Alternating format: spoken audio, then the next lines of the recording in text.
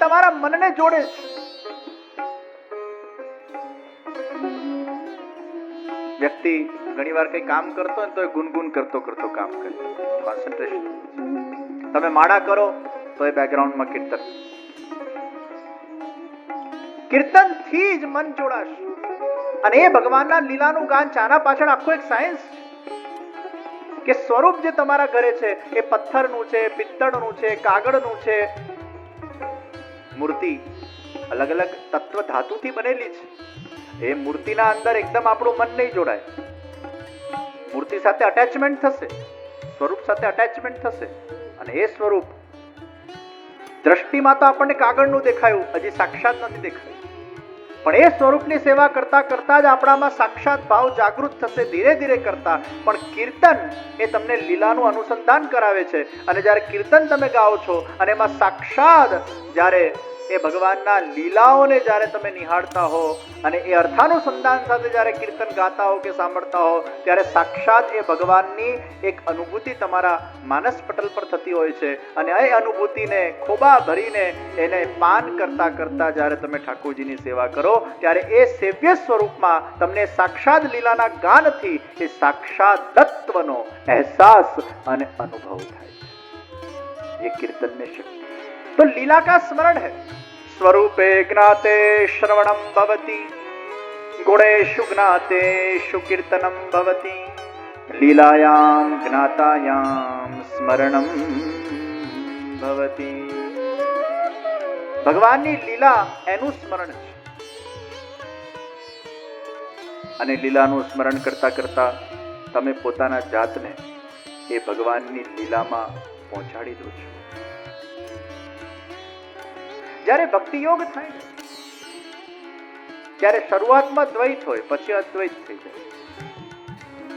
Picture તમે જોતા હો તો શરૂઆતમાં હું પિક્ચર જોઉં છું, બે અલગ તત્વ છે, તમે અને પિક્ચર અલગ છો. પછી જેમ જેમ જોતા જાઓ ને પછી તમે એ બની જાઓ છો. Whatever you are doing you become that. એટલે પેલી ગ્લિસરીન નાખીને રડતી હોય તમારા આંખમાંથી સાચા આંસુ નીકળે એ કેમ થાય? આ નાટક છે, આ ડ્રામા છે, પણ છતાંય પહેલા બે અલગ હતા. હું જોઈ રહ્યો છું દ્વૈત છે. પણ પછી ધીરે ધીરે એટલા તમે ઇન્વોલ્વ થઈ જાઓ છો કે તમે પોતે એ બની જાઓ છો. જે પાત્ર છે એ પાત્ર તમે બની જાઓ છો. અને પછી એને અગર દુઃખ મળે છે, તમે એવું ફીલ કરો છો આ મારા સાથે થઈ રહ્યું છે. જ્યારે તમે એવું ફીલ કરો છો આ મારા સાથે થઈ રહ્યું છે, ત્યારે આંખમાંથી આંસુ ઝરે છે. કથામાં એ પહેલા દ્વૈત છે, પછી અદ્વૈત છે. ભગવાનના લીલામાં પહેલા હું લીલા જોઈ રહ્યો છું, પછી હું પોતે એ ભગવાનની લીલામાં છું. ભગવાન મારા સાથે આ લીલા કરી રહ્યા છે. આ અનુસંધાન જ્યારે થાય છે ત્યારે ચિત્તના નિરોધની એ પરાકાષ્ઠા પર પહોંચે છે. એમાં એને પરમ શાંતિ, પરમ આનંદ બધું ભૂલીને એ ભગવાનમાં ભળે. લીલાયામ જ્ઞાતાયામ સ્મરણમ ભવતિ. તો શ્રી એ શોભા છે, લીલા એ ભગવાનની શોભા છે. ઐશ્વર્ય, વીર્ય, યશ, શ્રી, જ્ઞાન મદન્યતે ન જાનંતિ નાહં તેભ્યો મનાગપી. મદન્યતે ન જાનંતિ નાહં તેભ્યો. હું બીજું કઈ પ્રભુ જાણતો નથી, તું મારો અને હું તારો. મેં જેમ પહેલા કીધું, मैं भगवान का और भगवान मेरे, यही तो ज्ञान है. इसके अलावा विश्व में और कोई ज्ञान नहीं. આ જ જ્ઞાન છે. અને ભગવાન પણ એ જ જ્ઞાન રાખે છે. હે જીવ, તું મારો અને હું તારો. તમારા ઘરે જે ઠાકોરજી બિરાજે છે એમનામાં એટલું જ જ્ઞાન છે કે તમે એના ને એ તમારા. પછી એમનામાં એ જ્ઞાન નથી કે હજારો જગ્યાએ જે ઠાકોરજીના સ્વરૂપ જે બિરાજમાન છે એ હું જ છું. એવો અન્યાશ્રય ભગવાન કરતા નથી. તમારા ઠાકોરજી તમારા બનીને જ રહે છે. પછી જે સ્વરૂપ હોય અને સ્વરૂપથી જ તમારા અંદર ભાવ જાગૃત થશે. હું ભગવાનનો ને ભગવાન મારો બોલવું બહુ સહેલું છે, પણ એ ઇમ્પ્લિમેન્ટ નથી થતું. નાના ટેણિયાને પૂછો તું કોણો, કે છે હું ભગવાનનો. હું મમ્મીનો, પપ્પાનો. એવું નથી કહેતો કે હું ભગવાનનો. मैं भगवान का हूं, यही हम भूल गए और इसलिए वो संबंध को हम भूल गए हैं और हम अज्ञानी बन गए हैं. इसलिए महाप्रभु जी कहते हैं जीवः स्वभावतु दुष्टः, जीवः स्वभावतु दुष्टः, जीवः स्वभावतु दुष्टः, जीवः स्वभावतु दुष्टः, जीवः स्वभावतु दुष्टः, जीवः स्वभावतु दुष्टः. हे जीव, तेरा स्वभाव दुष्ट है. किसी ने पूछा अरे प्रभु, हम आपकी इतनी सेवा करते हैं, दिनों रात आपका नाम जपते हैं और आप हमें दुष्ट क्यों कहते हो? तब महाप्रभु जी कहते हैं तू दुष्ट इसलिए है कि तू जिसमें से निकला, जो तेरा स्वामी है और तू जिसका दास है, वो संबंध को तू भूल गया है. तू स्वयं स्वामी बन गया है. जो तेरे अंदर दास भाव का जो संस्कार था वो लुप्त हो चुका है, वो गायब हो चुका है, उसका तिरोधान हो चुका है और माया के अतिक्रमण के कारण तू इतना अहंकारी हो गया है कि तू भगवान को ही भूल गया है. और ये भगवान को भूलना वही तो तेरी दुष्टता है. जीवः स्वभावतु दुष्टः, जीवः स्वभावतु दुष्टः, जीवः स्वभावतु दुष्टः,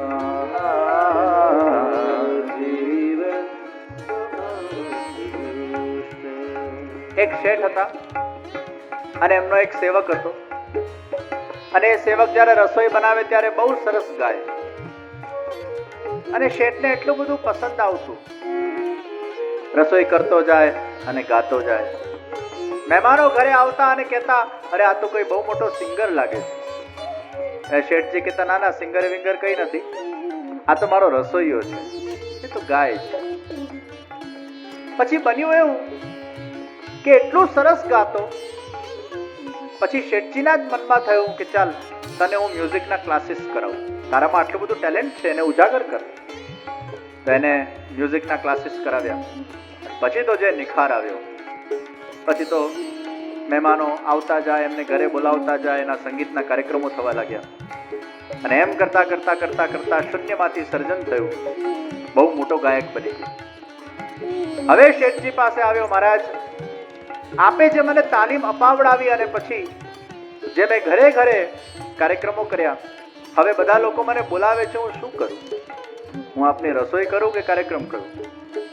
એટલે પછી શેઠજી કીધું વાંધો નહીં, તારું કેરિયર બનતું હોય, તું આગળ વધતો હોય, એમાં હું રાજી છું, પણ જ્યારે મને જરૂર પડે તું મારા પાસે પાછો આવી જજે. જ્યારે હું તને બોલાવું ત્યારે મને નકારતો નહીં. વચન આપીને નીકળ્યો.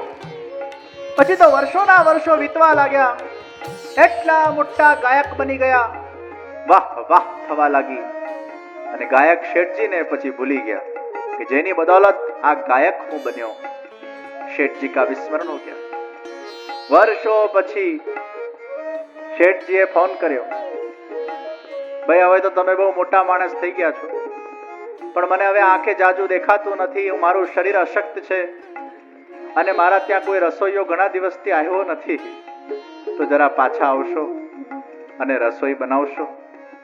હવે વિચાર કરો, આટલો મોટો ગાયક થઈ ગયો હોય, ચારે બાજુ એની વાહવાહી થઈ ગઈ હોય અને એવો મોટો સ્વામી બની ગયો હોય અને પછી એને તમે રસોઈ કરવા બોલાવો અને એ પાછી શેઠજીની જી હજુરી કરે તો એનો કેવો ઈગો હણાય. પણ એ ભૂલી ગયો कि मैं दास था, शेठ जी की कृपा से मैं स्वामी बना हूँ और स्वामी बनकर मैं शेठ जी को भूल गया हूँ. यही मेरी दुष्टता है और ये जीव के दुष्ट स्वभाव को महाप्रभु जी कह रहे हैं, जीव स्वभाव दुष्टा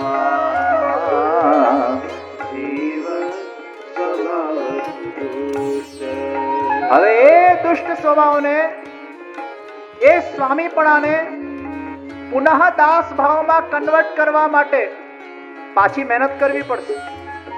પાછા શેઠજીના રસોઈયા બનવું પડશે, પાછા ઝાડુ પોછા થોડાક કરવા પડશે, પાછા શેઠજીની જીહજુરી કરવી પડશે. તો તમારામાં પાછો એ દાસ ભાવ જાગૃત થાય. એ જ મહાપ્રભુજી કહે છે કે શેઠને, જે સ્વામી છે એને ભૂલીને એ મોટો ગાયક બન્યો, પોતે સ્વામી બન્યો, દાસ ભાવથી વંચિત બન્યો. પણ એ દાસ ભાવને પુનઃ જાગૃત કરવા માટે બ્રહ્મ સંબંધ લીધા પછી ઠાકોરજીની એ સ્વરૂપની તનુજાને વિત્તજા સેવા કરવી પડશે. એ ભગવાનના સામે માથું ઝુકાવવું પડશે, ભગવાનને જગાડીને, ભગવાનને સ્નાન કરાવીને, ભોગ ધરીને ભગવાનની સેવા કરવી પડશે, ભગવાનના ઝાડુ પોછા કરવા પડશે. અને એ ભગવાનના સામે જ્યારે આપણે ભગવાનના સેવક બનીએ, ભલે દુનિયા માટે આપણે VIP હોઈએ, દુનિયા માટે આપણે સ્વામી હોઈએ, દુનિયા માટે આપણે પ્રતિષ્ઠિત વ્યક્તિ હોઈએ, પણ આપણા ઠાકોરજીના સામે જ્યારે આપણે એમના દાસ બનીને, એમના સેવક બનીને એ તનુજા વિત્તજા સેવા જ્યારે આપણે કરીએ છીએ, ત્યારે એ સેવા કરતા કરતા કરતા કરતા એ અહંકાર ઘસાય. અને જેમ જેમ અહંકાર ઘસાય એ દાસ ભાવમાં ડાયલ્યુટ થાય. અને ત્યારે જેને આપણો મૂળ સ્વભાવ આપણે પાછા લાવીએ, ત્યારે જ્ઞાનની પ્રાપ્તિ થાય. તું મારો અને હું તારો.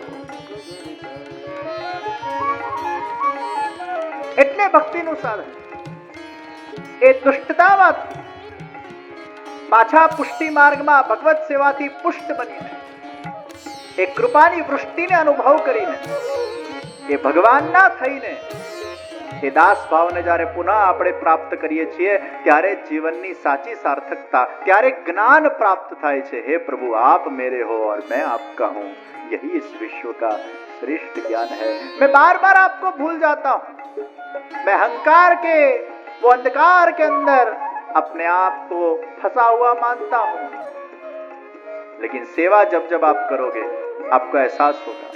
અને એટલે જ હું કહું ઘણી વાર કે ભક્તિ ઈચ્છા પૂર્તિ કરવા માટે નથી કરવાની, ભક્તિ ભગવાનના નજીક જવા માટે કરવાની છે. અને જે તમને ભગવાનથી નજીક લઈ જાય એને જ ભક્તિ કહેવાય. ઈચ્છા પૂર્તિ માટે. Why to worship God? Because you have forgotten the relation with God, so you are remembering by doing the bhakti of God. ઘણા લોકો પૂછે કેમ ભક્તિ કરવી, કેમ ભક્તિ કરવી, કેમ ભક્તિ કરવી? એનો આ સૌથી સચોટ ઉત્તર છે કે જેમ કોઈ બાળક યાદદાસ્ત ભૂલી જાય કોઈ એક્સિડન્ટના અંદર, અને માતા પિતા એને કહેતા હોય કે અમે તારા માતા પિતા છે, અમે તારા માતા પિતા છે, અમે તારા માતા પિતા છે, પણ બાળક માનવાથી ઇનકાર કરે છે કે નો નો નો. ત્યારે માતા પિતા પછી રોજનું એક શેડ્યુલ બનાવે કે આપણે 2 કલાક બાળક સાથે સ્પેન્ડ કરવાના, એને વિડીયોઝ દેખાડીએ, એને ફોટોગ્રાફ્સ દેખાડીએ, આપણે એના સાથે કઈ રીતે હતા કનેક્ટેડ એ બધું એને સંસ્મરણ લાવીએ, અને કાશ એની યાદદાસ્ત પાછી આવી જાય, એને જ્ઞાન થાય કે અમે તારા માતા પિતા છે. એ જ રીતે આપણે ભગવાનને ભૂલી ગયા છે, માયાના કારણે ભગવાનના સંબંધનું વિસ્મરણ થઈ ગયું છે. અને રોજ જ્યારે આપણે ભક્તિ કરીએ છીએ તો રોજ આપણે યાદદાસ્ત પાછી લાવવાનો પ્રયત્ન કરીએ છીએ કે मैं भगवान का हूँ और भगवान मेरे हैं. वो याददाश्त वापिस लाने के लिए उसका जो प्रोसीजर, उसका जो साधन, उसकी जो व्यवस्था, उसी का नाम भक्ति.